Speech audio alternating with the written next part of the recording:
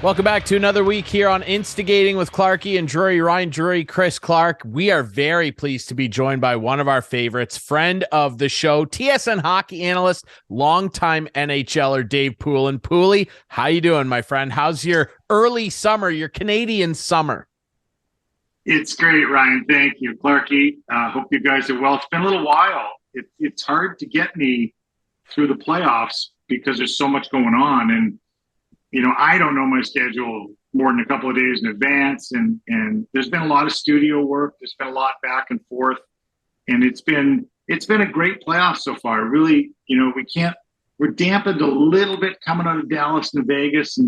But man, oh man, even the sweep of the Canes by Florida was great hockey. It's been really fun. It's been a fun ride. I think it's going to be a terrific final. So I got to buckle down for the next maybe 2 weeks, Ryan, and really be serious. And luckily the NHL is catching up with all their news. They're trying to get everything out of the way so that we don't have to worry about anything afterwards, I guess.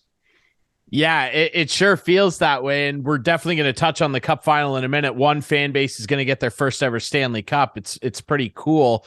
Before we touch on that, though, being where we are on the planet Earth here, we're in the middle of Leaf Nation. And obviously we now know that Brad Treliving, who spent 9 years as the general manager of the Calgary Flames, is now the new general manager of the Toronto Maple Leafs.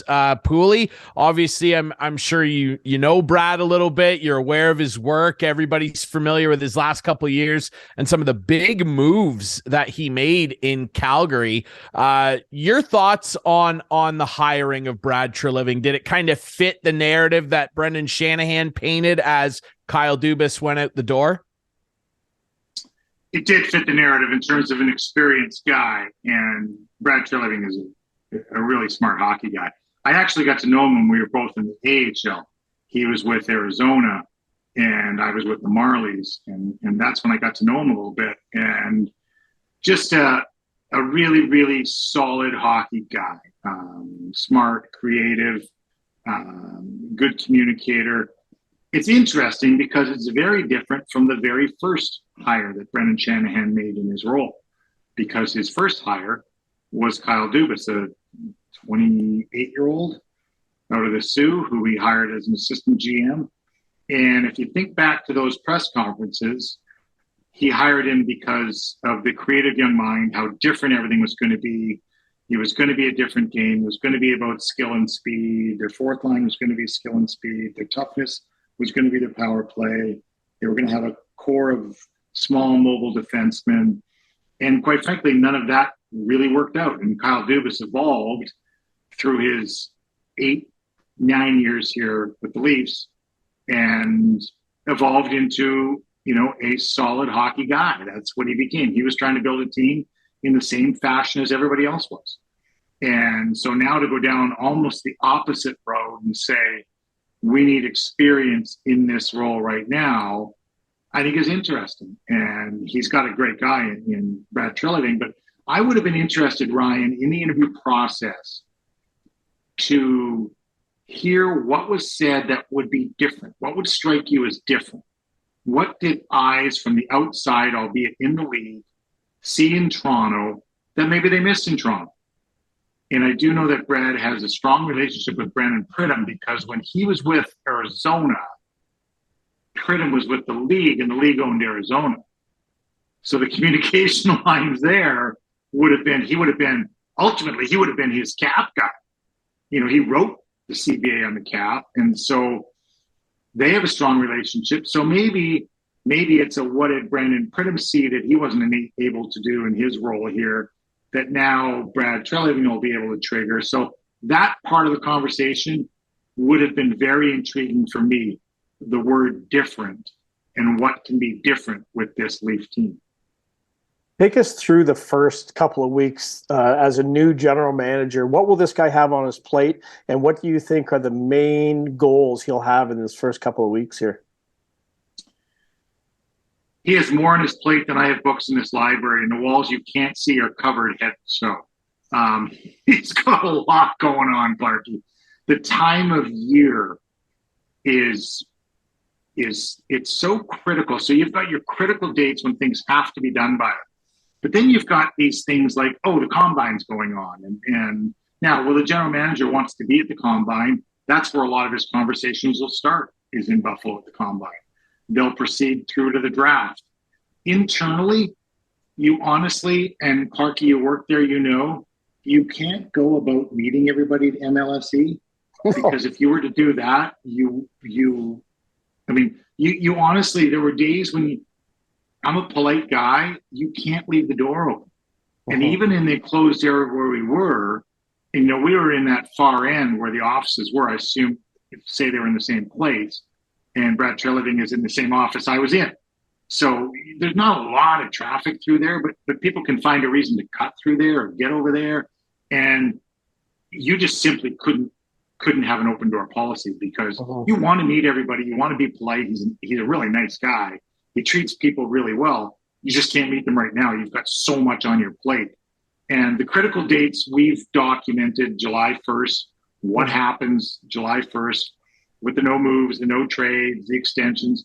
I'll tell you something that wasn't brought up today, but obviously preliminary press conference. What wasn't brought up, but he can do, is he can address his own 10 unrestricted free agents. He can re-sign or start negotiating with every Ryan O'Reilly, Luke Shen, Noel Achari, David Camp, whoever you want to bring back of that group, right? So, because right now, if you got to July 1st and weren't, it's a pretty thin UFA class, and someone's going to target 5 of those guys. So say, Clarkey, you've targeted Bunting, and Ryan, you've targeted Camp, and he's the guy that you want. And say it's a really good team that wants Camp, that thinks they're missing a fourth line center. So he's their target, like July 1st, first call. Well, if he's not a priority here, he's just another guy on the list. And, when I were that free agent, I were to get that initial call, at midnight on June 30th, technically, and July 1st call and say, hey, you're our guy, we want you. So that's what you've got to be careful of here. You've got to parse through and choose who you want amongst those 10 UFAs. That's a piece of business you can take care of right now. And then the conversations with, the Nylander camp, the Matthews camp, clearly, the Samsonov camp, all have to happen. They alluded to it in the presser today, Poulin. What kind of restrictions do you think is on Treliving when it comes to the draft? Obviously, he was involved with the Calgary process right along to the end there. What would the conversation have been with Shanahan and Calgary about that, and how do you think that's going to shake out? Like, can't he even go to the combines? Yes, he can go to the combine. I'm saying. Yes, assuming. If I'm the league, if you're asking me and I'm the league, absolutely go to the combine. Yeah. This is about trust and a professional and a handshake agreement. And Clarkey, we had a very light situation, so I've been right in the middle of a light situation.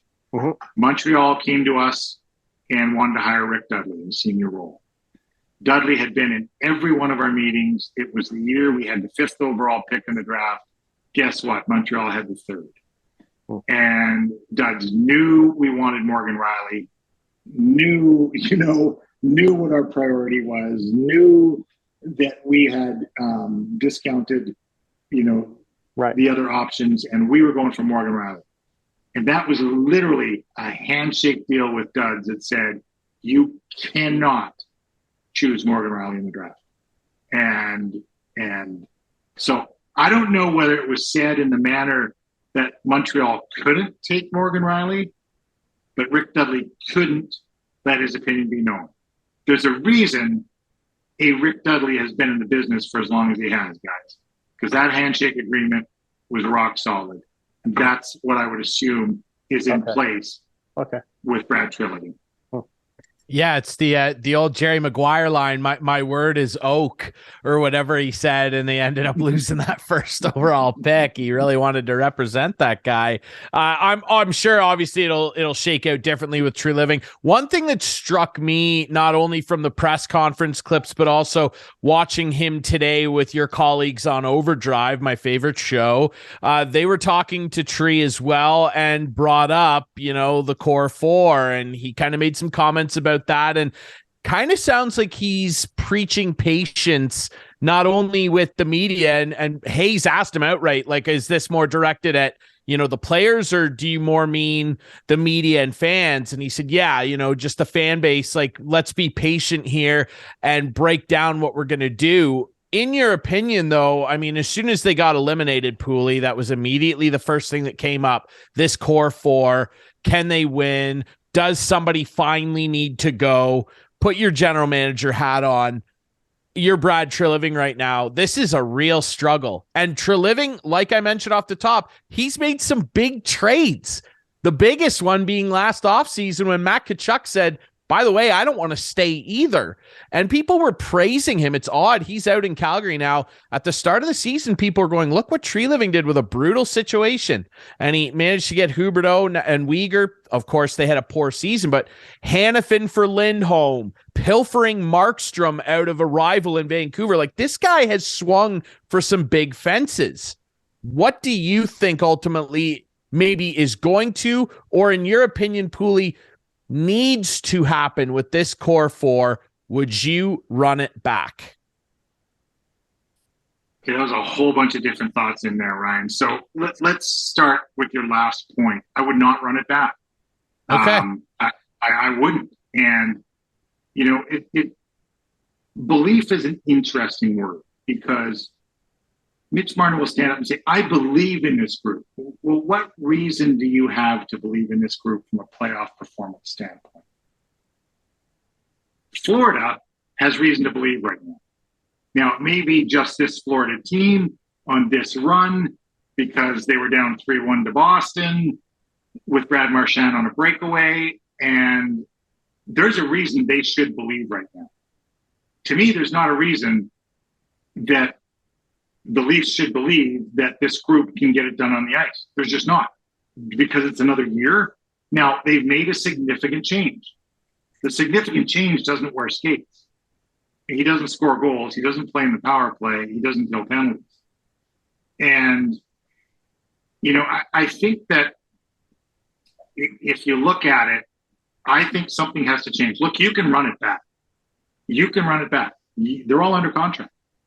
You can run it back exactly like it is for exactly 1 year. What happens on July 1st is 3 players gain some form of control. And it happens, so it happens at midnight on July 1st, guys. Auston Matthews can't sign till midnight. He doesn't get his no-move contract till midnight. Like, it happens at the exact same moment. Right. At that exact moment, Marner gets his no-move, but he has 2 years left. Nylander gets his 10-team no trade. So I'm assuming there's no way that Auston Matthews is going to sign on July 1st. Now, before Leaf fans panic, Nathan McKinnon and David Pastrnak didn't sign on July 1st. And this is a really funny conversation with a producer that I had, because he said to me, well, when did they sign? And I said, geez, I think McKinnon signed in like September, and Pastrnak didn't sign until March. And then I started laughing as I was saying it. And he said, just wait, let me check that, because we got to be sure on that. And he checked and said, no, you're right. It was September and March. The reason I was laughing was because I've been asked to get 4 items at the grocery store and couldn't remember 2 of them. And the second I was asked when Pastrnak and Marchand signed, I knew that. But I couldn't remember, like, I don't even know what I couldn't remember, the vegan burgers or like something. And it just shows you how warped my mind is. But so don't panic when he doesn't sign July 1st. I don't think he's signing July 1st. What happens then, Ryan, is he holds the cards. He holds the cards. He's the ultimate card holder at that point, because he has the 1 year left with the full no move. So if they were to say at that point, geez, we're really interested in moving to Nylander, and the Matthews camp would say, well, we're really interested in having Nylander here, then you've got some interesting discussions going on. Like, how did this get? Obviously, it was in the contract that Dubas signed, but is this normal that this could happen? That the same day that they could sign the guy, a no movement clause kicks in? Like, I don't ever, as a Leaf fan, remember this happening in Leafland before. Like, I honestly just think we've got so much more information in our control, Clarkey. Okay, I really do. okay, You can go to Cat Friendly. You can scroll down, see what the no movement, no trade clauses are. The players are gaining more power in this fashion. There are still teams that don't want to give any no movement clauses. This was a 5-year deal when the two players out in Edmonton who are of note signed 8-year deals. Yep. So that's why it's all coming to the front right now. You can't have trade protection until you're technically eligible for unrestricted free agency. Okay. So you can't, after your 3rd year, you can't have a no move clause. You can't have it till you're fully 7 years in the league and are technically will be eligible for unrestricted free agency. That's the only time you can get a no move or a no trade clause. So that's why they happened simultaneously this year on July 1st in Auston Matthews' case. Okay, so you didn't get the job, even though I was hoping you would, because I thought maybe some free tickets would have come my way. However, you're talking about the StubHub job, right? Yeah, the StubHub job. Exactly. Yes. However, put your GM hat on here. Okay, if you're not coming back with the same core, which I think you said, who's the guy? Who's going?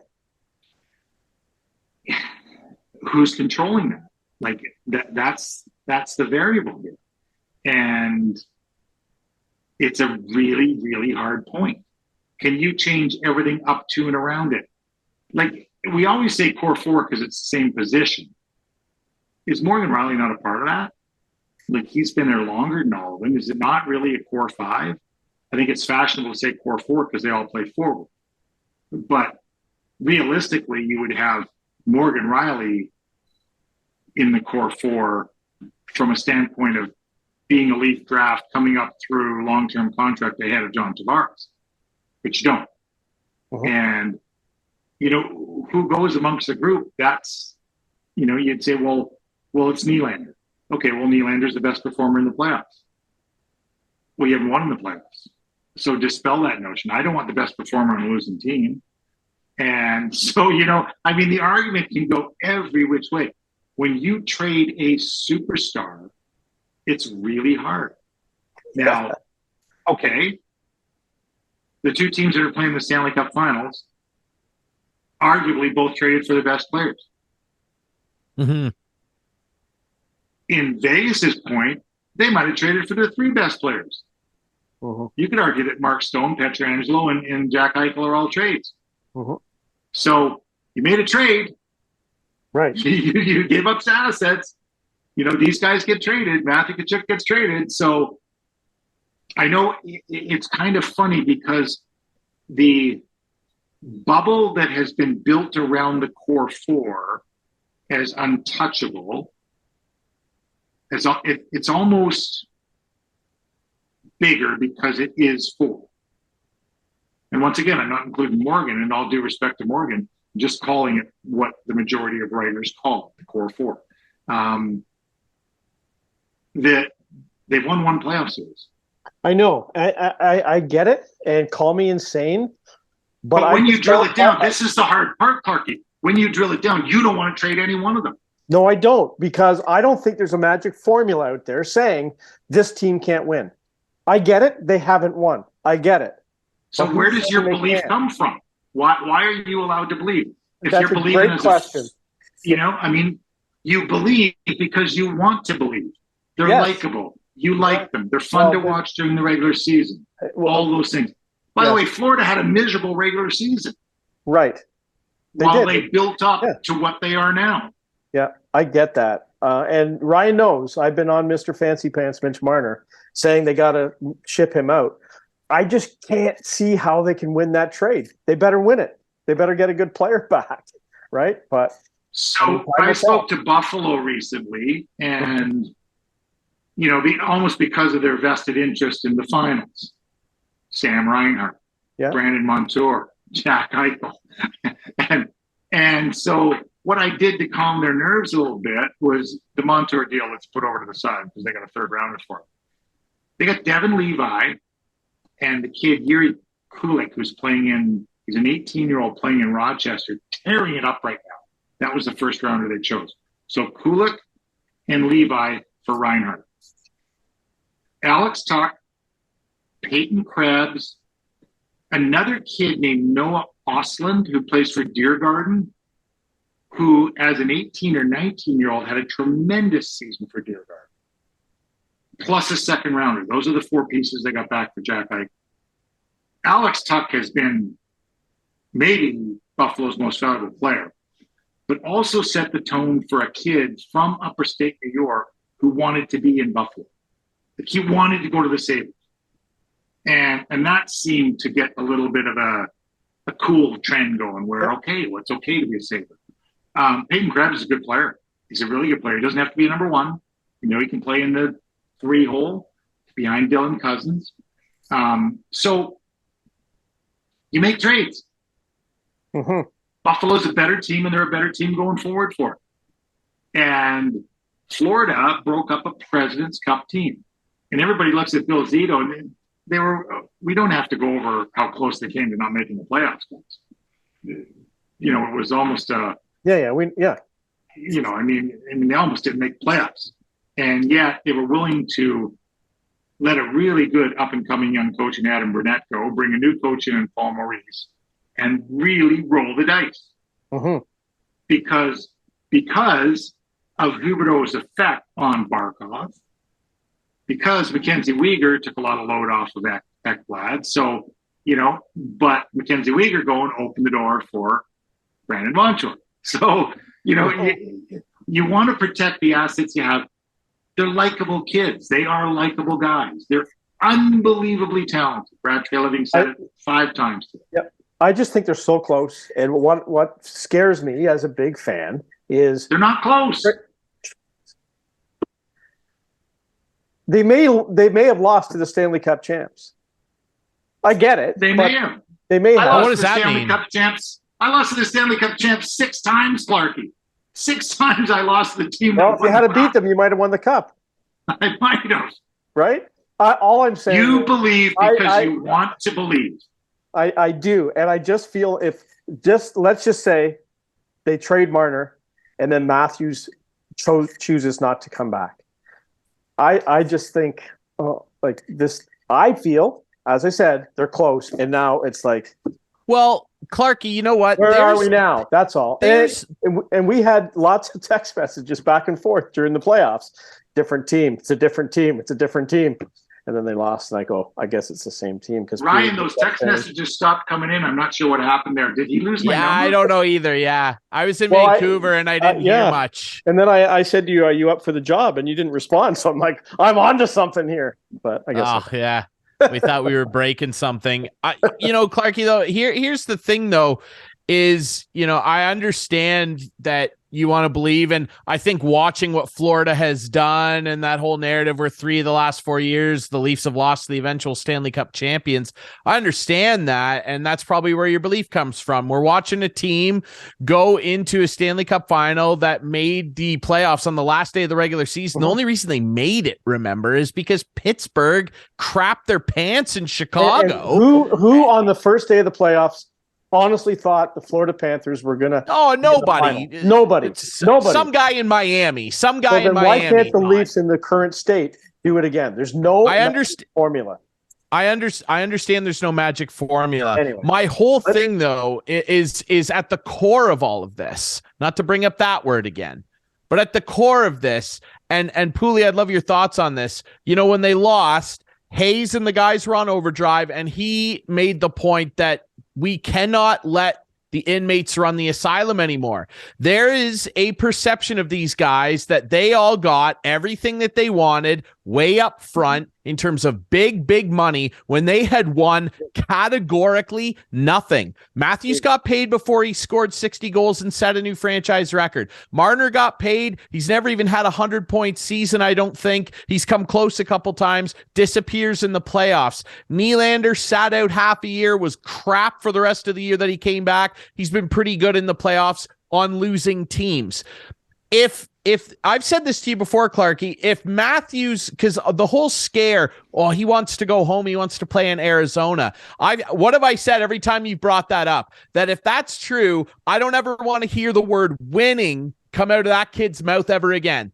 And if they're so soft, that if they trade a guy just because they're buddies with him, in the effort to try and change something and make a team better, and they go, they traded my buddy, I want to leave now. I don't want to be associated with people like that when I'm trying to win. Poulin, your thoughts?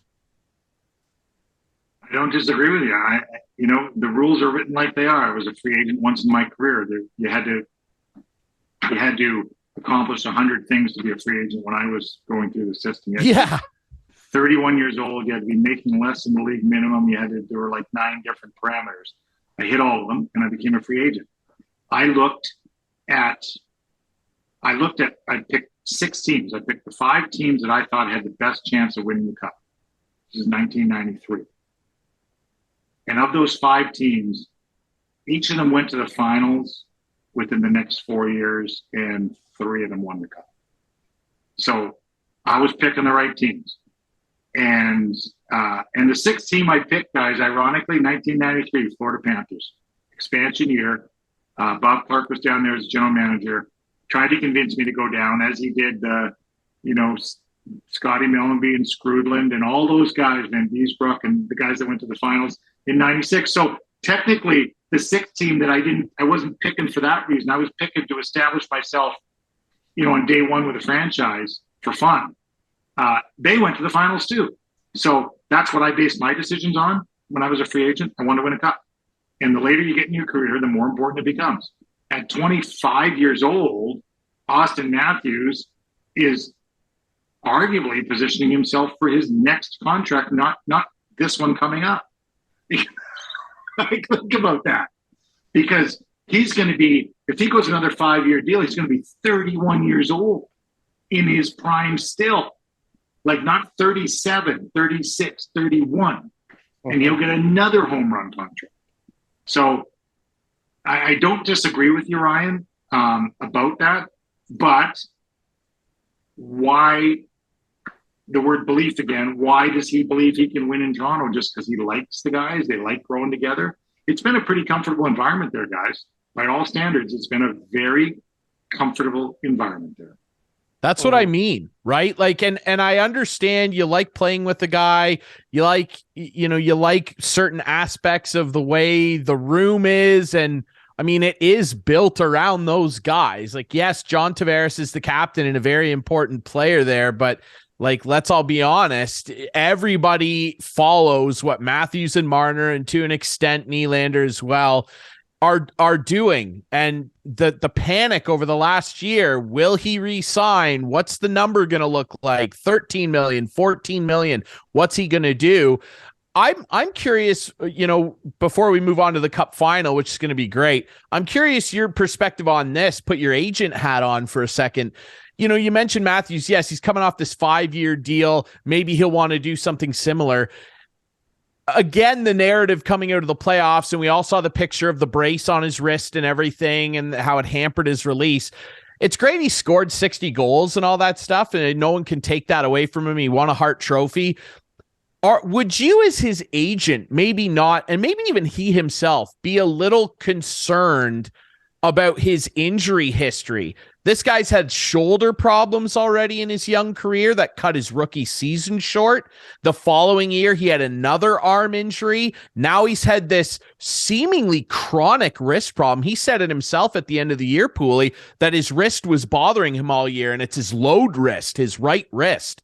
Like, I would be a little concerned about trying to sign a 5-year deal and then potentially having these things get worse and affect my ability to hit more money at 31. What are your thoughts on that?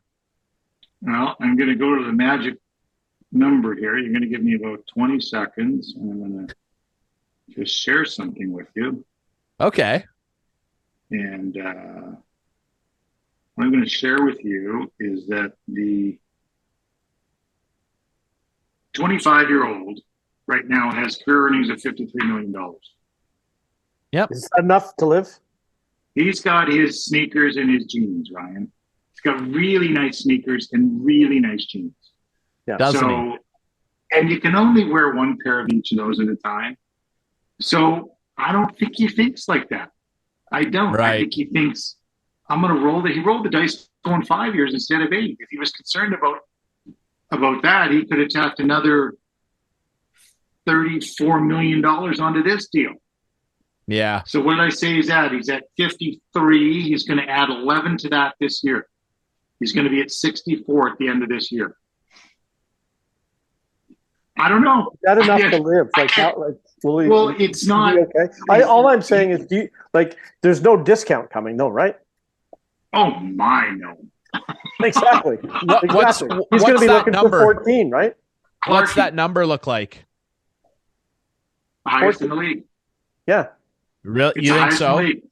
And it's going to spin a percentage of the highest in the league to the projected cap numbers over the next 5 years. Right. Which is a fictitious number because no one knows what they are. Well, and like he signed last time, they thought that number was going to go up. Yeah, they thought that the cap was going to be something like 88 million by now, and it's not. It's going to go up $1 million next year to 83.5, and then Gary Bettman basically kind of said it's going to be the highest on a percentage basis of what the projected cap is going to be. That's what it's going to be. Okay. Do you not think he's going to get crucified for that by this fan base based on what has not happened? Yes. 60 goals. It's all very nice. I understand that. But based on what hasn't happened, do you not think that this fan base, with how volatile they are right now, is going to just absolutely explode if he gets the highest salary? Sure, he'll think about it for as long as that statement just took, Ryan. Yeah. Exactly. I'm sure think he's already over it. I think he's over it. Well, he can afford the nicest AirPods. So. Well, and the other thing is, Ryan, is that, and the PA will be involved and say, you've got to drive it. Of course. Don't forget, you've got to drive it to the highest point. That's what people forget. You're the next guy up. You have a responsibility to your peers. You're doing it for them. You're not doing it against them. Mm-hmm. You're not taking less so your team can get better. You let the team worry about managing their salary cap. You worry about driving the bar. Yeah, exactly. That's the conversation. Yeah. Okay, that's very true. Let's get off the core. I found it interesting today with Treliving's presser that he said, he's got to meet with Sheldon Keefe and figure that out and get to know him. But then he also said at the end that the coaching situation is a high priority. Do you think Sheldon Keefe's coming back? I do. And I would go back and look at the hires in Calgary while Tree was there, right? Who would you hire? You would have hired Hudson. You'd have hired Billy Peters. I don't think there's a Tree guy like available there that like you would associate a coach and general manager. I don't think. I don't know that. But I don't see a bond that, two guys have had. We'd say, well, obviously, he's had Pete DeBoer before he's going to hire him. I don't see that. And I don't see that coach out there right now. I just don't. And Sheldon Keefe is a really good regular season coach. He has not proven to be in the playoffs. Some of that is experience. And, some of it is. And because you think about it, the big challenge in a coach in the playoffs is matching. It's adjusting. Yep. And how do you think he did? How do you think he did? I don't think he did very well. No, I don't either. I don't like starting games a couple times. Yeah. It seemed like you were trying to adjust to them instead of being in charge. To you. Let's take charge here. So part of coaching is not coaching, Clark. Mm-hmm. Part of coaching is let your players play. And there were times, and I can remember this so clearly, when we in Philadelphia thought we were better on the road because Mike Keenan wasn't in a personal battle with their coach like Scotty Bowman trying to match lines. Mm. We loved when we didn't have the last change. Mm. we just did because we didn't have to worry about it. Right. You know? And so part of coaching is that. And you know, and I think that's part of learning and part of growth. And I'll give you an example. At the start of Game 6, Vegas-Dallas. Okay, the Dallas forecheck was really good in Games 4 and 5. At the start of Game 6, there wasn't a puck on a Vegas defender's stick for more than 1 second. And the puck was coming up the wall, and the winger had to be there ahead of ahead of the Dallas defense. That was his responsibility. So first responsibility, hard back to the puck. The second you touch it, it's a hard rim. Unless your partner's wide open, then it's a one touch to him. Next responsibility, winger on the boards. You have to bust your butt and get back there because you're going to win that next battle. Centerman below the wing on the boards. And Vegas was not in their end at all at the start of that game, and the game was over. That's coaching. That's coaching. That's an adjustment within a series to something the other team was doing, and all of a sudden you were up 3-0. So, yeah, it's going to be an interesting dynamic for sure. Just look at the road record versus the home record in the playoffs for the Leafs. Like, sort of tells you what you were saying about playing on the road. Like, maybe the players liked it too, right? And do you think the players like playing for him though? I think they do. They do. Okay. I mean, he's not going to meet with Auston. It doesn't he's not going to look meet with Auston Matthews, and Auston's going to say, "I'll resign, but I'm not playing for that guy again." Like, it doesn't give me the Babcock vibes. Like, you could tell 23 minutes a night.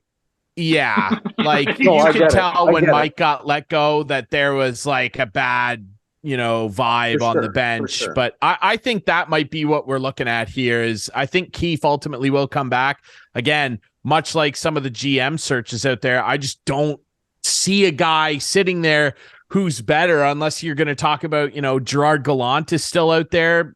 I don't know if he's really a fit. So I think it might be a situation where Keefe comes back, and if they falter out of the gate, maybe then, similar to what happened to Babcock, maybe then they'd make a move. But I mean, they just lost a pretty important piece on their bench too, with Spencer Carberry leaving. So I don't know. All of a sudden, Carberry's an important puzzle piece on the bench because he went to his Caps, right? We didn't hear anything about him. Well, it's okay. No, you don't have to comment. It's fine. He was part of the Caps organization before the Leafs stole him. That's fine. And he was hired because of his American League contract. He wasn't hired because of what he'd done in the American League with Hershey. He wasn't hired because of what he did with the Leafs. No. He was great in Hershey. And also keep in mind, since he's been there, the Leafs have had the number 2 best power play in the entire league. Obviously, Edmonton being number 1. To your point, one point on what you just said about Babcock. Babcock made it uncomfortable for players. Mm-hmm. Yeah. Yes. This group didn't like that. And you know, I think of some of the things we went through, and we had a group in Philadelphia, and I'm not going to turn back the clock on you here, guys, but we had a group that challenged each other to the nth degree. And I had a kid on my team who I loved, a dear departed at a far too young age, Ilka Sinisalo. And unbelievably talented. Scored 40 goals in the National Hockey League, and I told him, Ilka, you could get 50. He goes, they made 160. It was that big of a talent. And I can remember having Ilka up against the wall in the stick room, literally, with my hand pushing against his chest, face to face, right in his grill. And because I felt it was part of my responsibility as captain. And I wasn't yelling at him. I said, we need you tonight. Like, you don't understand. Like, I know Tockett's going to be there. I know Timmy Kerr's going to be there. I don't know that you are. And you're that good. Like, that's the conversation I had personal face-to-face with the team. I'm not sure that conversation goes on in Toronto. Okay, and that's what I was going to ask. Can John Tavares do that to Mitch Marner? Well, I think he... Would Ryan O'Reilly? Yeah. Yeah, exactly. Yeah, I think he would. Yeah, it's not, and maybe I hope they keep Luke Shen. I think they will. He might be a guy that has to do that next year, right? Because like those are moments that come up, and Keefe kind of tried to do that with Mitch that night that he benched him, and he threw a stick tantrum, and he had to walk his comments back the next day. So I don't know. Maybe a player does for need a shift. Yeah, benched for a shift. Right. Exactly. Yeah, for a shift. And he broke his stick, and, in I fairness don't know. to Ryan O'Reilly, too, guys, he comes in and breaks his hand. He's not around. I know. Yeah. Yeah. And he's not allowed to be a factor. And the other thing about doing that, and when you do that, you better be good, too.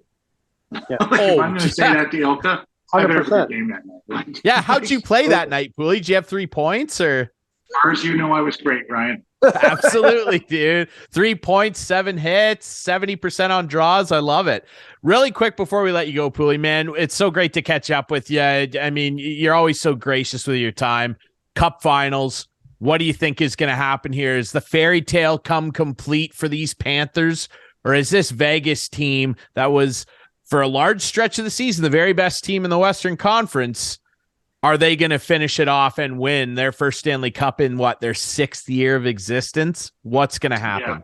And I've had this conversation with you guys before. I sat with Bill Foley in Vegas before they'd ever played a game. There were 5 of us at dinner, and Bill Foley said, and I believe it was the first time he said it, I know he was documented later, saying, we'll win a cup in the first 6 years. And his 2 guys that were sitting on his side of the table both spit their beer out, by the way. My business partner and I were looking at each other like, did he just say they're going to win a cup in 6 years? He was almost wrong. They almost won it in the first year. This is a really well put together team. I think they've got a tremendous defense, big, way bigger than people give them credit for. Physical, really good. 2 number 1 guys in Pietrangelo and Theodore. Not 1, but 2 number 1 guys. Love their defense. Their depth is great, top to bottom. I don't think Cinderella's year is over. I don't. And it's hard to call Florida Cinderella when they beat if you beat number 1, number 2, or number 4 in the league in 1 year, if you beat one of those 3, it would be a successful playoffs. They beat all 3 of them. Yes. They beat all 3 of them. The greatest regular season team of all time. I don't know. I don't believe in magic. There's something magic going on in Florida right now, guys. There just is. So I'm going to lean Florida in 7. Wow. Well, they have a guy making magic named Sergei Bobrovsky. I don't believe in magic as much as I enjoyed the Harry Potter franchise. I just think that there's going to be a hard closing of Cinderella's book here. I think Vegas is going to win in 5. For all the reasons you said, Poulin, Petro, Theodore, and then that depth down forward, I don't know that Florida's depth can hang with the goal scoring ability that Vegas boasts. And man, that Kolasar kid is just making noise. I don't know. I like the Knights in 5. Clarkey, what do you think? I think the Leafs are going to lose to the Stanley Cup champ. That's what I think. I think Florida's going to win it. They're on a roll. Right. As long as this layoff, it's the only thing that concerns me, this layoff. If Bobrovsky has lost it, because he's been absolutely lights out and been unbelievable. I think he wins the Conn Smythe regardless. If he has not lost it, Florida's going to win this thing. There you go. Okay. Well, I'm glad we've got different opinions. That's what it's all about, right? How'd you do in the last round? Yeah. Oh, there you go. How'd you do? Not good. No, not good. 2. I was 2-0. Yeah, good for you. Poulin, we really appreciate you doing this, my friend. It's great to catch up with you. Okay, one more. Poulin, did the phone ring at all? Did my phone ring? Did Shandy call you? My phone rings all the time. Were you in this thing? My phone rings all the time. Don't do this to Poulin. I talk to more. I'm just so curious. You'd be great at it. You would have been the guy. Anyway. I appreciate it, Clarkey. Thank you. I do. I think you'd be a GM tomorrow, Poulin, myself. But how comfortable do I look right now, guys? Very comfortable. You look pretty comfortable, Very comfortable. Adelaide, Out to my back deck. Not a lot of stress lines, my friend. Exactly. I still think you could do it though, and come out looking just as good on the other side. I'm going full Benjamin Button. and that doesn't include getting back into business. There we go. That's not an option. There we go. I like your attitude, my friend. Well, hopefully we didn't bug you too much. We appreciate you doing this, my friend. Thanks so much, Poulin. Have a great night, guys. All right, we'll be right back with more. We got to talk a little bit more about the coaching carousel in the NHL. Blue Jays, are they starting to turn it around? We'll touch on that next here on Instigating.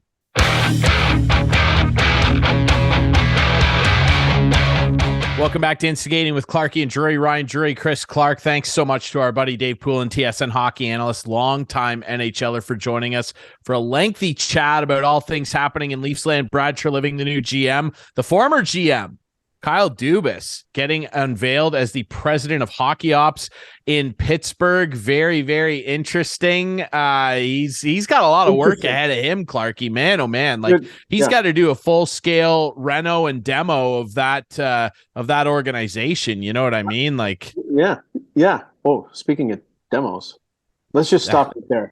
Speaking of demos, it's not the same thing you're talking about, because you were not a demolition. No. Yes. But a demo. Larry Hudson's right now. We have some demos that we're selling off. Up to 7,000 off.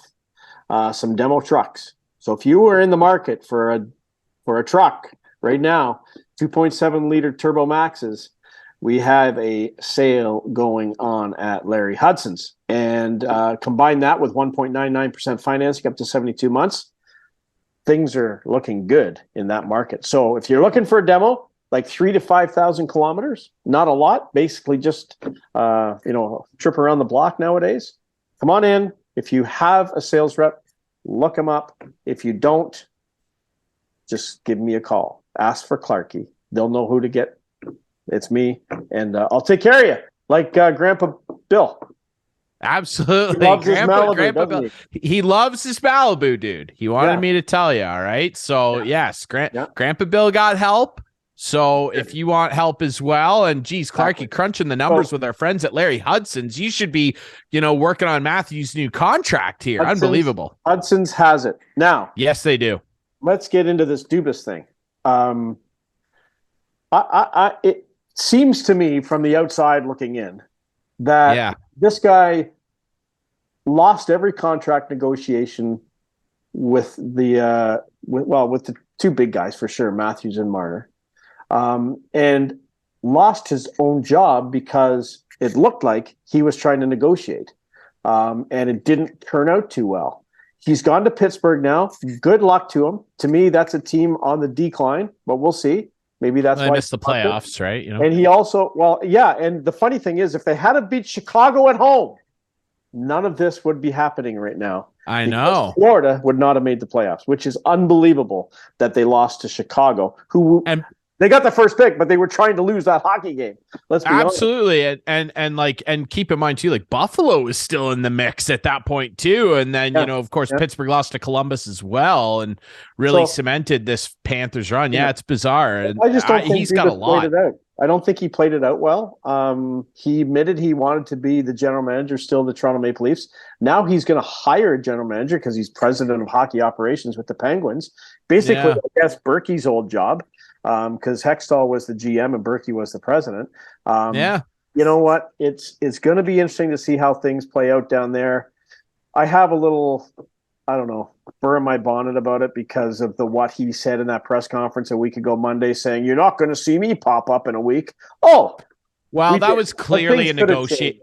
That was clearly a negotiating tactic in his mind. And Pittsburgh, maybe not. Maybe he wanted to go to. Yeah. I think here's what it probably was. He knew he had something potentially waiting for him, and he wanted to go to Pittsburgh all along. But he said, "You know what? I'll stay here if you'll pay me what they're going to pay me and give me a situation where I have more power." And I know that you're bringing up, he lost these contracts. Shanahan had a part in that, man. Absolutely, he did. No question about it. I'm not a big fan. I'm not a big fan of him either. Well, like I wasn't a big fan of. You know what? After listening to Brad Treliving today with his press conference, I didn't hear the overdrive segment, but after hearing Treliving today, I'm way more confident that this guy can do the job, because I was concerned. I'm like, I don't know. I mean, when he made that Tkachuk deal, everyone said, you know what? For a guy who with a gun to his head, he did pretty good in that trade. Now, it didn't work out. He did fantastic. Right, exactly. So I'm a way bigger fan, and this guy seems very comfortable talking to the media. Hopefully, he talks to the media more than Dubas did, because Dubas basically shut down last year, didn't talk very much. But I think it helps. I think it helps with the public perception when the general manager is out there talking all the time. Yeah, I think that was more to do with the fact that he had a year left on his deal. Yeah, maybe it did for Kyle. Yep. But I agree. I think Tree's a good GM, and I mean, in the very least, he's proactive. Yeah, like exactly. The guy makes deals, and not that Dubas didn't. Like, let's be. Yeah. That's right. Dubas made plenty of deals, but like I'm talking like this guy in certain situations took a brick to the roster. Like he traded a very good player, in Hannafin. He brought Lindholm in, and he was gangbusters on that Gaudreau line. Gaudreau, pardon me, and then Tkachuk, he leaves, and then Tkachuk goes, check please. And I refuse to come off the pulpit of giving him praise for that. Like Flames fans are all angry at the guy and whatever. It was nothing but positivity back at the draft when the deal went down. Tkachuk made it very public. I want to go. Absolutely. And when he made that deal for a player that just had 115 points and a real solid top 4 guy in Weegar, when he got Huberdeau to come over and signed immediately. Huberdeau signed a deal immediately. Like people were like, Brad Treliving, my God, he might have pulled the season right out of the fire. Now it didn't go very well and they didn't play great. I still think they're a good team, but I'd be excited about him too, just simply for the fact that he's shown that he'll be proactive and make a trade if he feels like it's going to make his team better. He will do it. Now my question here is, and I'm sure this was discussed in the contract negotiations, will Shanahan and the board let him do it? If it comes down to it and he goes, I think we need to trade Mitch Marner, I think we need to trade William Nylander, as an example, will they let him do it? Well, Shanahan said today that he's in charge. Treliving is in charge, and he makes. I certainly hope so. I mean, we heard a lot of stories that he interfered with Dubas, but at the end of the day, someone has to be. You're right. Like everyone has a boss. Yeah. Like I had staffs, right? I had a staff of people at MLSE and at Sportsnet when I was there. And if I wanted to get, cut someone loose, it's not an easy thing to do. It never is, Ryan. But my boss would always ask me what the reasons were. And he would then listen to my reasons. He would have to give him his blessing, but they would never say no. You know what I mean? They would never. It was like, it's your call. You got to live with it. People just want to hear logic, right? And I think if your logic is sound and you're able to defend your position and adequately give a detailed list of reasons of why this decision in your mind needs to be made, right? That's sports, right? Like, and again, I completely refute this idea of, and look, this might upset some Leaf fans. I really don't care. I refute this notion of like, well, we can't trade Mitch Marner because if we do that, Auston Matthews will get upset and leave. Fine. I don't want to be associated with people like that. I don't either. But as I said with Poulin, give me everything. This team is close. I really do. I don't think they're not close. You thought they were going to win the talented. Like you did. You said I did. Right. So here's my point. They pissed me off. I know that you don't think they pissed me off, yeah. But anyway. It just scares me, and like if they trade look Marner, stupid, and I'm not saying Matthews doesn't resign because they would trade Marner, but if he did, but the notion of that was supposed to take us to the promised land, gone. Who's next? Who's coming in? This team will always have the ability to spend up to the cap. They'll always have the ability to go get a couple of more players. But listen, at the end of the day. You know what? I know it's hard to replace those guys. A very good, I don't want to call him generational, but an incredible, in terms of Leafland, once in a lifetime goal scorer. I mean, he's got the franchise record. He won an MVP. Absolutely. This guy is Marner's the guy to go. I agree. I've said this for 2 years, and I agree. He's the guy to go. Poulin never answered my question of who would go. But there's I bet he's heard some rumblings. There's no question in my mind. Marner's the guy to go because Tavares can't be moved. Nylander is Nylander. I would keep. Well, as long as he doesn't want $10 million. True. But anyway, we'll see what happens. I think Marner's going to be traded. I really do now. I do too. I just here's my thing. I just don't want. If guys are going to be big babies, and look, like it's not the same as this situation. He really didn't feel like it was a fit for him, but like, look, ask the Colorado Avalanche, who were not the Avalanche at the time, but ask them how they feel about how that Eric Lindros trade went down. Eric Lindros wouldn't put the Nordiques jersey on at the draft. They drafted him. He walked up to the stage. He wouldn't put the jersey on. Yep. They traded him. They got Forsberg. I believe they got Mike Ricci and a couple other pieces. Toronto, New York. That's right. And they got they got Forsberg. Well, like, come on here. I know. It's not impossible. Kirk was involved with that too. He'd be a good guy to get on. Absolutely. It's not impossible to move on and maybe potentially come out greener on the other side. Now, I'm not saying that that's going to happen here. I'm saying if it is a thing where, we can't trade X because our star player will get mad and cry about it. Well, maybe you should have won a Stanley Cup and tried harder and beat some of these teams over these long years where you're supposed to do something. Mm-hmm. No, I know. You can't expect the same thing. Like, if I get in my car every day and it doesn't start, what am I supposed to do? Just keep the car? No, I'm going to go to Larry Hudson's and get a new one. That's right. That starts. That's a good idea, actually. Changes have to be made, guys. Like, if Auston Matthews is the type of guy where he would go, well, if you trade my good buddy Mitch Marner, which I understand is not a fun thing to do, but this is pro sports. You're paid very handsomely. Oh, if you trade Mitch Marner, then I want it too. I would, if I was the general manager, I would say gladly go. I don't think so either. I hope that's not the case. I don't think that'll happen. I really know how many guys got traded. Alex Semin was this guy's boy. But I know we talked about that before. But who do you think would be in line to get Mitch Marner? Just about every team in the league, probably. He's so talented. Like, what? A team doesn't need a number one right winger? He's very talented. Get 90 points? Like, everybody would be calling. Mm-hmm. So, it's a tough thing. Blue Jays quickly turning it around a little bit. They win a series against Milwaukee. Tough series this weekend. They're going to be playing the Mets, who have not had a very good season, but it is the Mets, and they're starting to get hot too. The polar bear, Pete Alonso, smacking dingers down there, leading Major League Baseball. Man, Alek Manoah, I'm getting nervous, man. I think that he might be in line for the Halladay treatment here pretty soon. Yeah, like they might have to send him down. You can't work through things at the major league level. And the problem is who's going to take his spot in the rotation? Ryu's still 2 months away. It's funny though, isn't it funny though, Ryan? Like how up and down we are with this management group. Shapiro and Atkins. It's unbelievable. They take one step forward.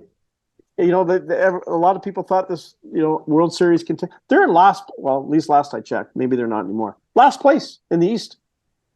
I think they might have leapfrogged Boston as of recording, but the point still stands. They're in trouble. Based on what we see with the talent here and what we were told in the offseason, it is not unreasonable to expect them to be first. Absolutely. But not unreasonable. Vladdy's home run bat, where's that gone? Where is it? Hasn't hit a home run at home. They brought the fences in. Guys, I don't know. What is going on with this team? I don't get it at all. It's bizarre. I don't know. It's bizarre. It's not bizarre to wrap things up. Our friends at Larry Hudson's in their service. They're going to help you out. You want a new vehicle? Go talk to our buddy Clarkey here, one of the great reps with our friends at Larry Hudson Chevrolet Buick GMC, 1000 Wallace Avenue here in beautiful Listowel, Ontario. And you want to get active? Check out our friends at the Listowel Squash Courts. Al will hook you up. He's got lesson packages, the whole deal. It's a 24/7 facility. You'll get a fob. You can go in and play squash at 3 a.m. I've done it before. You did that. I know. You told me. I did do that. You did that. Absolutely. And if anyone, can you put not a poll? Maybe it is a poll question. We'll put it up. I am suffering. Okay. Bad plantar fasciitis. Oh, dude. Bad. Like I was got to get the Dr. Scholl's. No, you got to get a lot better than that. I don't know where to turn now. Like I've done so many things, and I don't. You got to see a podiatrist, dude. Well, I think it's deeper than that. But if anyone has a magic formula, can they just tweet to us? Can you put that up? At Instigating Pod? Well, sure, you can do that. You can watch this show Friday nights at 8, Sunday nights at 9 with our friends on Whiteman TV. I just got a cramp in my leg. That's channel 6 for Whiteman subscribers. We debut on the YouTube channel at 9 p.m. on Friday nights. Send us a message for Clarkey's plantar fasciitis at Instigating Pod.